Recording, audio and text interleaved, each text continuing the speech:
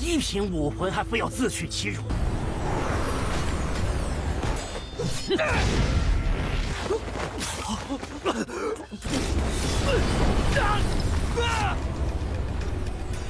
好，济南好样的！家鬼魂各家族一切产业。Hula semuanya, bagaimana nih kabar kalian? Semoga dalam keadaan baik-baik saja dan sehat selalu ya. Pada kesempatan kali ini, Mimin akan melanjutkan Tonghua dari Peerless Battle Spirit ya guys. Dan kita akan memasuki episode 12. Jadi sebelum itu kita review dulu untuk part sebelumnya. Ya, untuk episode sebelumnya benar-benar menguras emosi ya, dimana kita tidak melihat pertarungan sama sekali, tetapi yang dimana keluarga Fang memojokkan keluarga Qin sampai benar-benar terpojok, dimana mereka mencoba untuk mengancam jika tidak ada yang berani untuk menyerah kepada keluarga Fang, maka mereka akanlah menghabisinya. Yang membuat satu persatu anggota dari keluarga Qin haruslah membelot kepada keluarga Fang. Ya, pada intinya berpindah tempat ya. Bahkan sampai tetua ketiga saja langsunglah pindah ke sana. Untuk Jinan sendiri, dia tidak bisa berbuat apa-apa ya, karena ini adalah urusan dari ketua sekte sendiri guys. Dan dia hanya berkata, untuk sisa dari keluarga Qin sangatlah pantas mendapatkan perlindungan darinya. Sehingga dia angkat bicara untuk meminta ujian dilanjutkan. Karena dia benar-benar ingin membuat Fang Rulong terdiam 1000 kata. Kalau begitu langsung saja kita masuk ke dalam ceritanya. Lalu, Jinan pun dipersilakan untuk melanjutkan ujiannya dengan cara memperlihatkan semangat jiwa bela dirinya ya. Di sana Fang Rulong sudah merasa dirinya udah menang guys. Dia terus-terusan meremehkan Jinan dengan berkata, tunjukkanlah semangat jiwa bela diri dia yang tidak begitu berguna. Untuk semua anggota yang telah membelot kepada keluarga Fang menanyakan apakah ini juga perlu diperlihatkan. Padahal sudah pasti dia kalah dengan Fang Rulong. Mereka juga sangatlah seyakin-yakinnya kalau semangat jiwa bela diri milik dari Jinan itu hanyalah berada di jiwa bela diri kelas 1 dan juga berwujud pedang patah. Menurut mereka, kalau Jinan ini terlalu bodoh dan mencoba untuk mempermalukan diri sendiri serta mempermalukan keluarganya sendiri ya. Untuk keluarga Qin sendiri meminta kepada Jinan berhenti saja karena ini juga akan mempermalukan dia lebih jauh dari yang dia kira. Waduh, mau enggak keluarganya, mau enggak musuhnya, bisa-bisanya enggak percaya kepada Jinan ya. Untuk Jinan sendiri, dia sudahlah mempersiapkannya, di mana dia langsunglah menarik napas dengan begitu dalam dan langsung mengeluarkan jiwa semangat bela dirinya.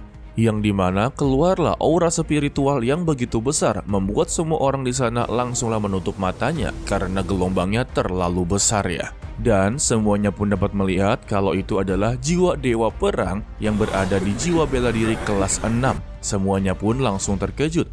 Pantas saja kalau tuan muda Jinan bisa memperkuat tubuh fisiknya dengan begitu cepat. Untuk keluarga Qin, akhirnya mereka mendapatkan sebuah harapan yang dimana keluarga Qin tidak akanlah dihancurkan lagi. Untuk semua anggota yang telah membelot kepada keluarga Fang, mengatakan kalau ini adalah hal yang mustahil. Padahal mereka sudah melihat dengan begitu jelas kalau Jinan hanya berada di jiwa bela diri kelas 1. Begitu juga dengan Fang Rulong kalau itu adalah mustahil dan dia menganggap kalau jiwa bela diri milik dari Jinan itu hanyalah tipuan saja. Waduh. Dan dia pun langsunglah mempersiapkan serangannya serta menerjang ke arah Jinan. Tetapi dengan begitu santainya, Jinan pun langsunglah menahan serangannya hanya dengan satu tangan saja guys. Dan itu juga membuat pertarungan harus benar-benar terjadi ya.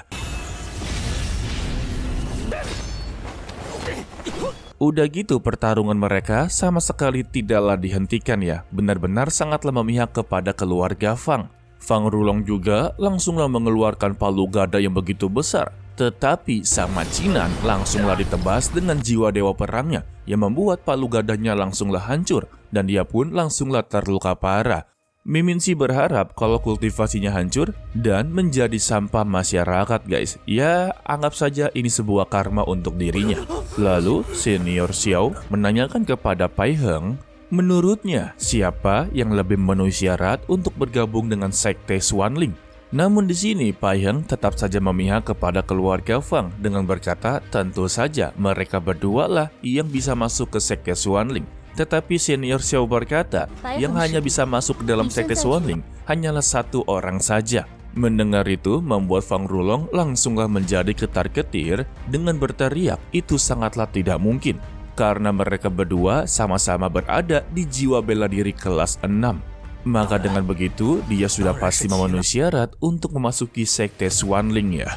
Namun kita perlu ingat ya, kalau Cinan ini sebenarnya berada di jiwa bela diri Dewa Perang kelas 9 ya. Dan dia hanya menahan kekuatannya sampai di jiwa bela diri kelas 6. Lalu dia pun meminta kepada Fang Rulong untuk melihatnya dengan begitu jelas kalau dia dengan dirinya itu sudah sangatlah berbanding jauh. Dan dia pun memperlihatkan kalau dirinya telah mencapai jiwa bela diri kelas 8. Dan ini juga masihlah disembunyikan. Namun dengan semua ini membuat semua orang langsunglah terdiam serta terkejut-kejut ya. Terutama dengan Fang Rulong, dia benar-benar begitu frustasi. Untuk senior Xiao, dia pun langsung memujinya karena dia benar-benar menyembunyikan kekuatannya.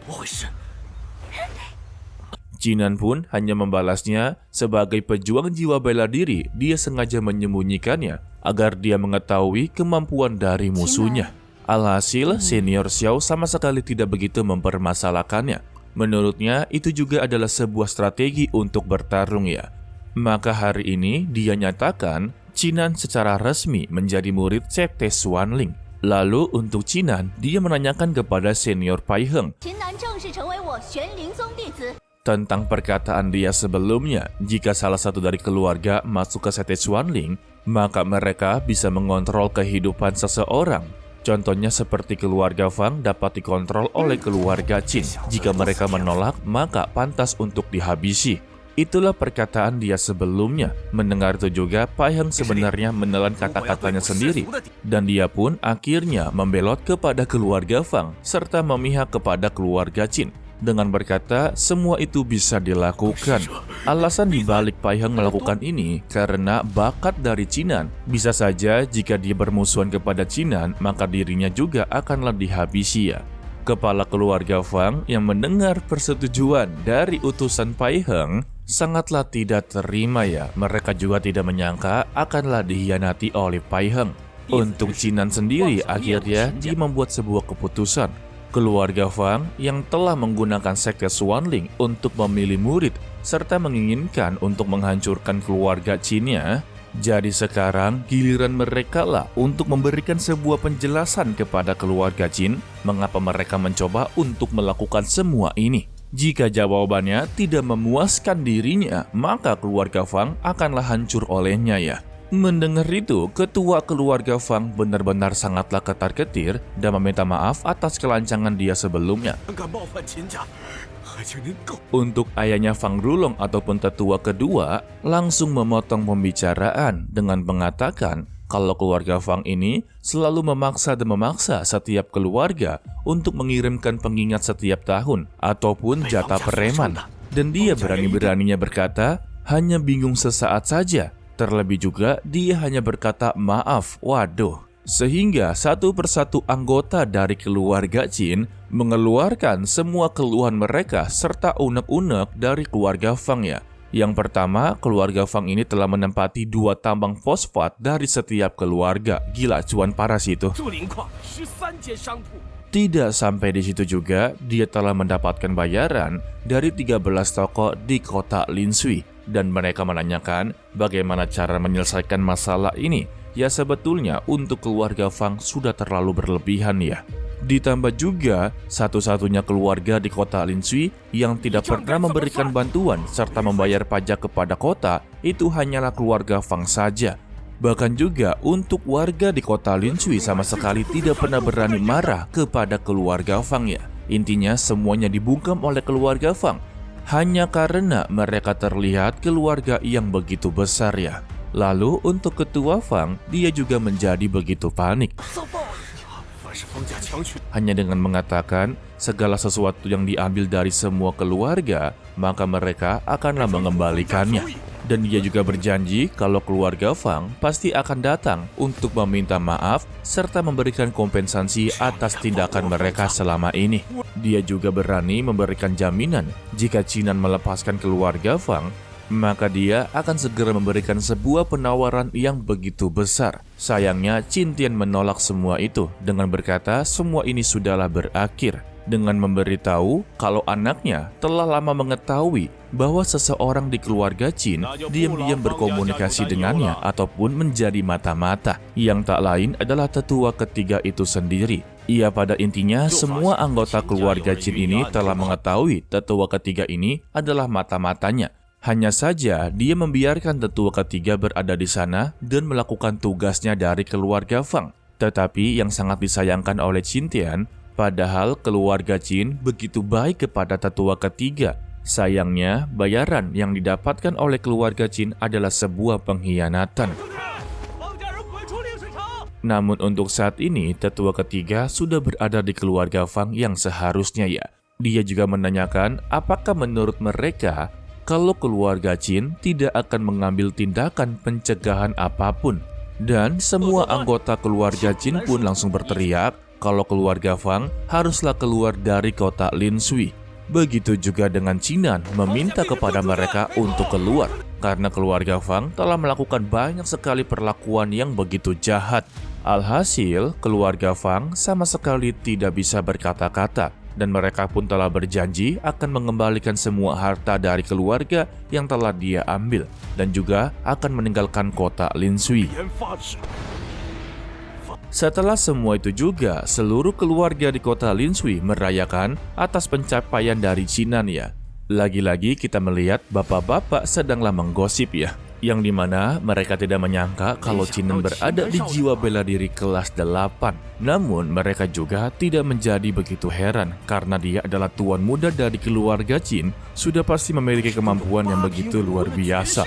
Namun yang membuat mereka sangatlah senang, untuk saat ini keluarga Qin memegang penuh kendali atas kota Linshui dan mereka tidak perlu takut kalau keluarga Qin pasti akan bertindak adil untuk semua keluarga di kota Linshui. Sedangkan untuk Qinan yang berada di aula utama, kita bisa melihat sifat dari pria sejati, yaitu Qin Changkong sendiri ya. Walaupun sebelumnya mereka berdua terlihat bermusuhan, tetapi sekarang Qin Changkong menerimanya sebagai tuan muda Qinan dan berharap kalau dia bisa membawa keluarga Qin lebih baik lagi di sekte Xuanling. Gila, ini namanya pria sejati ya, menerima kekalahan dan mendukung Qinan untuk menjadi lebih kuat lagi. Lalu tak lama dari itu juga senior Xiao pun datang ke keluarga Qin dengan meminta penjelasan kepada Qinan bagaimana cara dia meningkatkan jiwa bela dirinya. Waduh, masih dipertanyakan juga ya. Ia ingin diulik lah guys. Namun yang terpenting untuk akhir-akhir scene itu sangatlah luar biasa bukan? Ya pada intinya untuk Qinan, Qin Changkong, tetua kedua bahkan Qin Tian, mereka itu mempunyai pendapat serta caranya sendiri. Tetapi kan mereka satu keluarga, pasti visi misi mereka berbeda, pendapat mereka berbeda. Hanya satu tujuan mereka yaitu memperbaiki keluarga Qin serta meningkatkan reputasi dari keluarga Qin. Hanya saja karena mereka memiliki pendapat yang berbeda, membuat mereka ini salinglah cekcok satu sama lain ya. Namun yang pasti mereka tetaplah bersaudara karena tujuan mereka satu, yaitu memperbagus keluarga Qin. Jadi yang hanya spoiler untuk part berikutnya, ya sudah pasti dong kalau Qinan akan dipertanyakan bagaimana dia meningkatkan jiwa bela dirinya. Ditambah juga kita akan melihat kalau Qinan akan berpisah dengan keluarga Qin karena dia akan belajar di sekte Xuanling ya. Oke lah, sepertinya cukup sampai di sini saja dulu untuk video kali ini ya. Mimin ucapkan terima kasih kepada kalian yang telah menonton sampai akhir. Pesan dari Mimin, tetaplah menjadi orang yang baik walaupun itu sangatlah sulit ya. Coba continue, sampai jumpa di video berikutnya. 一品武魂还非要自取其辱。